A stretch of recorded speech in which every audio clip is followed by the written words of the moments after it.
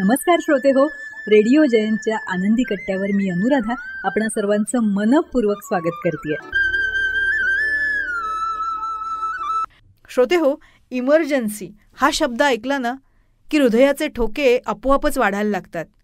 मनामध्ये नको नको ते भलभलते विचार यायला लागतात. पण ही इमर्जन्सी फक्त संकटकाळची किंवा एखाद्या वाईट प्रसंगाबद्दलचीच असते असं नाही, तर ती इमर्जन्सी आनंदाची पण असू शकते, सुखाची पण असू शकते. कशी ती ऐकूया चेतन दिनकर जोशी यांनी लिहिलेल्या या अतिशय सुंदर अशा प्रसंगातून. ऐकूया. सकाळी 9ची वेळ. तुमच्या आमच्या घरात सकाळी जशी गडबड असते ना, अगदी तशीच गडबड डॉक्टर आनंद आणि अश्विनीच्या घरी चालली होती. 10 वर्षाची मुलगी सकाळीच शाळेत गेली होती. 5 वर्षाचा धाकटा याची शाळा 9:30 वाजता होती. आनंदची हॉस्पिटलला जाण्याची तयारी सुरू होती. अश्विनीही ऑफिसला जाण्याच्या बेतात होती. घरात आई बाबा ही गडबड नेहमीप्रमाणे न्याहाळत जशी जमेल तशी त्यांना कामात मदत करत होते. एवढ्यात आनंदचा मोबाईल वाजला. हॅलो आनंदा, मी वसंत बोलतोय. मी आधीच तुझी माफी मागतोय. पलीकडून आवाज आला.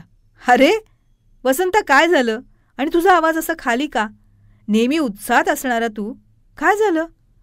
अरे मी तुला निमंत्रण देण्याकरता फोन केलाय. मुलाचं लग्न आहे परवा. तुला बोलवण्यासाठी फोन करणं विसरलो. कसं काय झालं माहीत नाही रे, पण तुला माहिती आहे गडबडीतच लग्न ठरलंय.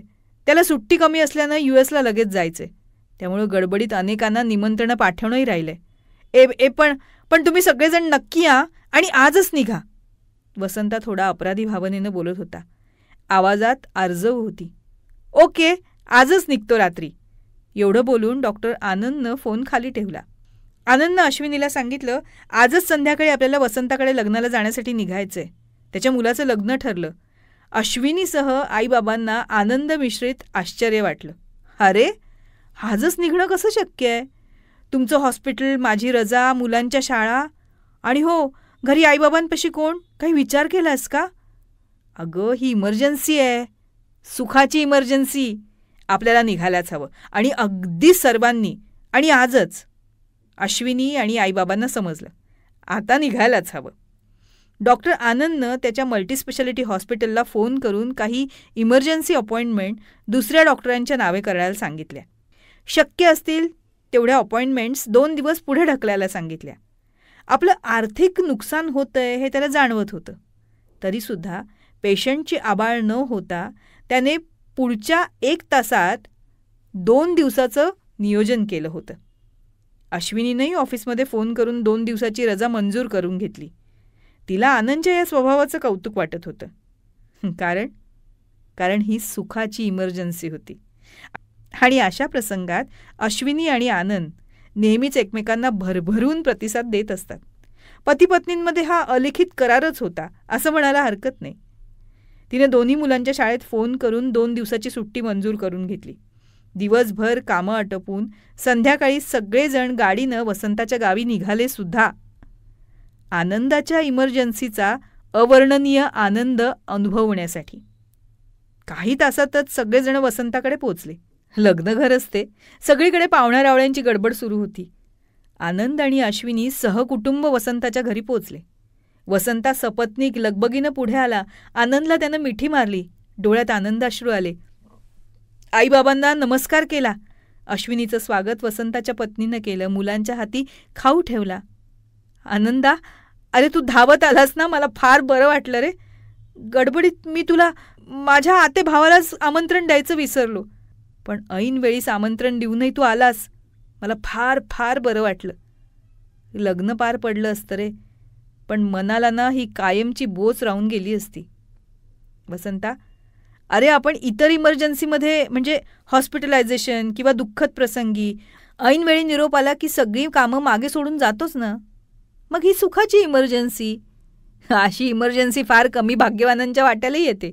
मी त्या भाग्यवंतांपैकी एक. मग अशी इमर्जन्सी मी अनुभवणं कसं सोडेन बरं?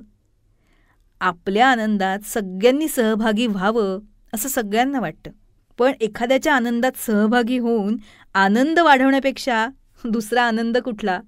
आणि सगळ्यात महत्त्वाचं म्हणजे ना, तुझा ऐन वेळेस फोन आल्यानंतर त्यातल्या तुझ्या निमंत्रण देण्यामागच्या खऱ्या भावना लक्षात आल्या माझ्या. मग मी येणं कसं टाळू शकेल?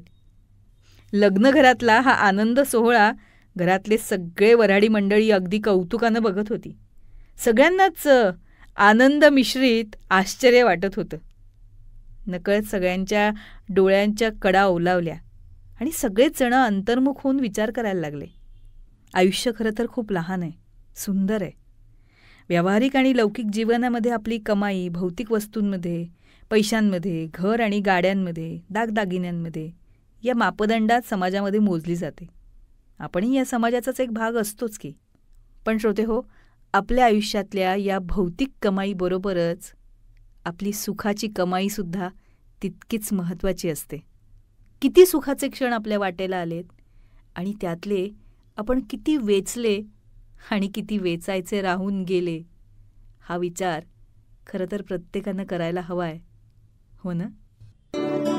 तेव्हा श्रोते हो, हा होता आनंदी कट्ट्यावरचा आजचा सुंदर विचार. तुम्हाला तो कसा वाटला याविषयीची तुमची कमेंट बॉक्समध्ये नक्की लिहा. आणि त्याचबरोबर रेडिओ जयंतचे दर्जेदार कार्यक्रम ऐकण्यासाठी रेडिओ जयंत लाईक करा, शेअर करा आणि सबस्क्राईब करा. रेडिओ जयंतचं सबस्क्रिप्शन फ्री आहे. आणि त्याचबरोबर नोटिफिकेशनसाठी बेल आयकॉनवर क्लिक करायला सुद्धा विसरू नका.